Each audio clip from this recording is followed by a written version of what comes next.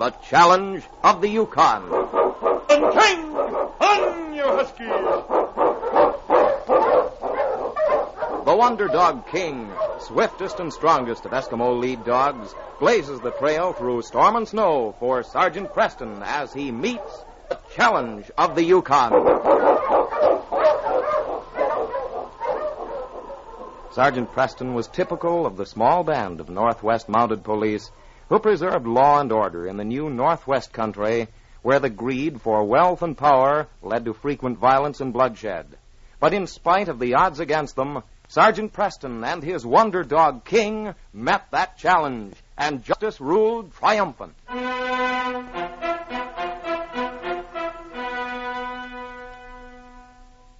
Inspector Colson of the Northwest Mounted Police looked approvingly at the tall, broad-shouldered sergeant who entered his office, followed by a large husky. The dog stayed close at the Mounties' heels and stopped beside him when the inspector spoke. Good morning, Sergeant Preston. Good morning, sir. You returned sooner than you expected, didn't you? Yes, sir. I brought in a criminal, but one I didn't go after. This man is a murderer and attempted to kill you, is that right? Yes, sir. But in my opinion, he's insane. I think his mind cracked due to his age and the hard life he lived in the wilderness. Pull up a chair and sit down, Preston. I'd like to hear the case from the beginning. Yes, sir. Lie down, King. It wasn't just coincidence that I went up to Matt Clemens' cabin. He'd asked me to stop by on my way north.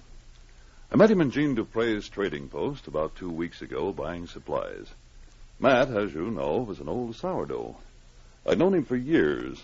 He lived about 20 miles north of here with his partner, Zeb Rankin. Was Matt older than his partner? They were all... Matt may have been a little younger, in his late 60s. Matt had come to town alone for his supplies. Hello, Sergeant Preston. Hello, Gene. Well, if there isn't Matt Clemens. Matt, how are you? Well, hello, Sergeant. Sure as a coon's age since I've laid eyes on you. There's King. Hello, boy. I swear he looks bigger than ever. You just got to town? Yep, came for our winter supplies. Got a big load to take back. You know, Sergeant, what I tell him? Eb and him should come in town to live through this bad winter.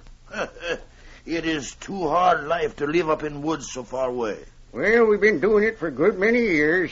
We're used to it. Where is Zeb? At the hotel? No, he wouldn't come with me this trip, Sergeant. I had to come all alone. Wouldn't come with you? Why, is he sick or something? Nope. Just didn't want to come. Well, I would like to see somebody after being alone so long. Yes. I should think he'd welcome the opportunity to take a trip to town. He always used to before... maybe he's just getting old. You staying at the hotel, Matt? Yep. I'll be here for a couple of days. Just dropped in to say hello to Gene and give him a list of what I want to take back with me. I'll walk back with you if you're going now. I will have everything ready for you, Matt, when you want. That's fine. Oh, Gene, I want to add another case of dried salmon to my load tomorrow. I'm afraid I didn't get enough. I'm going north on a long patrol. You stop for it tomorrow? Yeah. Coming, Matt? Yep. See you tomorrow, Gene. Good night. Bonjour. Good night, Sergeant. Sure is getting colder. Well, I hope it doesn't get too bad. I'm off on a patrol tomorrow. You going anywhere near our place, Sergeant? Not this trip, Matt, but I will be up that way in about 3 weeks. Well, I wish you'd stop and stay with us a few days. Your place is so far off the beaten track, I hardly think I can. Well, I didn't mean just to visit.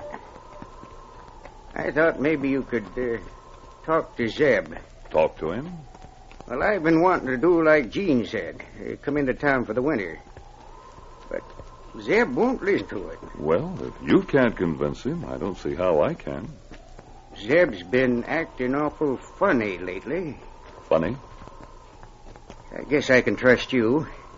You see, we hit a mighty rich vein of gold on our claim. Why, that's fine, Matt. I'm glad to hear it. Well, don't tell nobody. We was just panning about enough gold to live on before. But now we'll have enough to retire on by next year. Well, you've both worked hard for many years. You certainly deserve it. Yep. But it's made Zeb act funny. Oh?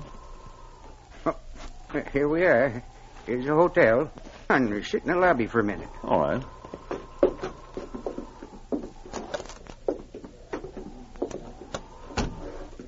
Guess everybody's in the bar. We can talk quiet there in the corner. Lie down here, King. Now, tell me about Zeb. Well, getting that gold seems to have made kind of a miser out of him. He's scared somebody's going to get it. He even acts suspicious of me now and then. Of you? But you're his best friend. I know it. But he thinks I'm trying to get more than my share. Oh? And he does funny things. Like peering in at me through the window when he thinks I don't know he's doing it. He watches you? Yes, it's kind of creepy. A couple of times he made me let him count all the gold after I'd already divided it. Well, after all, Zeb is getting along in years. Well, just the same, I wish you'd stop in and talk to him the next time you're near our cabin. All right, Matt. I'll plan to stay overnight with you on my next trip. That'll be in a week or two. Maybe I can tell what's wrong. On my way north, I turned off the trail and headed for Matt's cabin on Beaver Creek. It had been a heavy snow, and I had to break a trail through the forest. Darkness had fallen by the time we got to the cabin. The light shining through the window guided me to it. Then as I neared it, a shot rang out. The bullet whizzed past my ear, and I jumped behind a large spruce tree as Zeb's voice called, "Get away from here! Get away or I'll fill you full of lead! Go on! Get! Go on!" "Zeb, it's Sergeant Preston. Put that gun down." Who? Who is it? "It's Preston. I've come to spend the night with you and Matt." Preston? The Mounties? "Yes." All right, come on, but come slow. How do I know you're telling the truth? "Here, King. Come along, boy." "Put that gun away, Zeb. You should know my voice. Where's Matt?" Matt? Yes, you're Preston, all right. "Take that gun out of my face. Didn't Matt tell you I was coming?" No, he didn't. "I saw him when he was in Dawson. I told him I'd stop in on my way north." He didn't tell me. "Isn't he here?" No, he ain't. "Where is he?" He went hunting. Yes, he went hunting. "Will he be back tonight?" No, he won't be back tonight. "Oh, I'm sorry. I wanted to see him." Hey, your dog, call him back. "Well, what's wrong?" "Here, King. King, come back here, fella." He must have seen something back there. We'll keep him here. I feed some little white rabbits, and they're just like pets, and maybe he'll try to chase one. "Stay here, fella. Stay with me." "Well, I'll fix the dogs for the night, Zeb." You'll tie them, won't you, so they won't get away? "Why, of course. I always do. All except King." Can't you tie King, too? "Why, Zeb, you've always let me keep King in the cabin at night. What's wrong?" Oh, yes. But you'll put him in the cabin before you pick a dog so he can't run around, I mean. Well, just as you say, Zeb. Come on, King.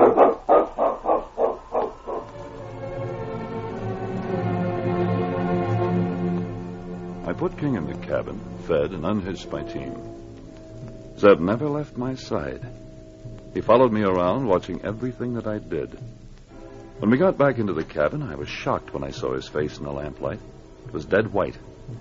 Only his eyes seemed alive, and they burned like little black coals as they watched me.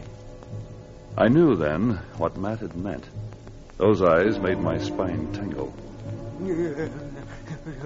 "Well, Zeb, shall we have some supper?" Supper? Yeah. I guess maybe we should eat. Too bad Matt didn't get back with some fresh venison. I like the way he cooks it. Why are you always talking about Matt? Why, I didn't know that I was. Hey, he's gone hunting, I tell you. He's gone hunting. Yes, I know. Don't get excited, Zeb. I'm not excited. Why do you say I'm excited? Good, that dog. You should have chained him outside with the rest of them. He keeps walking around near the door. He does seem a little restless. I suppose he's hungry. Come here, King. I'll give you some supper. Have you got something to tie him up with? Why, I have his leash. Well, you better tie him up tonight. I'm wandering around the cabin. But, Zeb, he'll sleep right beside my bunk. Not tonight. You tie him up there in the corner. Well, it's your cabin. What's that? Listen. Well, that's just my dog. Well, why are they howling? They often howl at the moon. What's wrong with you, Zeb? Nothing. Let's get some supper cooking. King didn't like being tied in the corner for the night, but I had to humor old Zeb. Matt was certainly right. The old fellow was definitely a bit balmy. As I went to bed, I decided to wait until Matt got back, and then talk them both into going to Dawson for the rest of the winter. I was tired and fell into a deep sleep. It was hours later when I was awakened suddenly by a deep growl from King. I sat up in bed quickly. Everything was quiet. Then King growled again. I reached under my pillow for my matches and struck one. As it flared up, I saw the figure of Zeb. He was on his hands and knees, crawling toward my bunk, and a knife gleamed in his hand. I leaped out of bed and lighted the lamp on the table. Zeb was sitting on the edge of the bed. He was shaking violently as I went toward him. What's wrong with you? My gold. I dreamed my gold. Here, wrap this blanket around you. You must have been dreaming. Give me that knife. Knife? Yes. Here, I'll take it. Now, you get back into bed before you freeze that. My gold. My gold. Your gold is safe. Come on. Get into your bunk and I'll cover you up.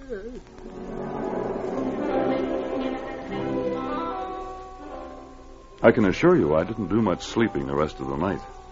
When morning came, I dressed quietly and started out the door with King. There was something in back of cabin that Zeb did not want us to see. And why didn't he want the dogs back there? King ahead of me. And suddenly I heard the door of the cabin open and shut. I turned in time to see the wild figure of Zeb, his white hair flying in the wind, raising a rifle that was aimed at King. I made a flying tackle and we rolled in the snow as the gun fired. Let go! Go ahead! I got you, Zeb. Back, King. It's all right, fella. I've got him. Get up, Zeb. Up, I say. Let me go. Stop it, no! Quiet, King, quiet. Come along, Zeb. We're going to find out what it is you're afraid to have King find. All right, King, find it, boy. He was heading for that pile of branches. Come on, Zeb. No. I don't want to look. Pull these branches off. He was trying to take it off. Oh. All my nice gold. It's Matt. I got here too late. Poor Matt. I had to kill him to keep him from stealing my gold. Everyone wants to steal my gold. Everyone. Well, go in and get your gold, Zeb. And then I'll take you back with me. Back where you and your gold will be safe. Come along, King. Come on, Zeb.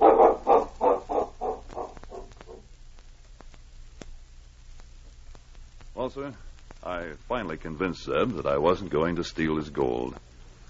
He held it in his arms on the sled all the way back to Dawson. He's still holding it, Inspector, in his cell. He's completely mad. We'll have the doctors examine Zeb. He'll undoubtedly be sent to an institution. Well, that's what should be done with him, sir. We owe a lot to that dog of yours. We're lucky to get back. He's a smart animal. Yes, sir. But that's all in a day's work. Isn't it, King?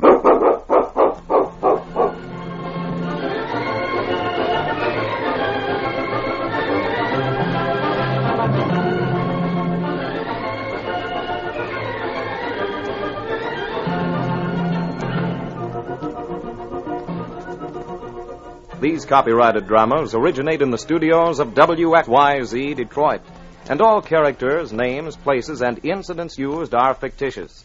They are sent to you each week at this same time. This is Larry McCann speaking. This is the Michigan Radio Network.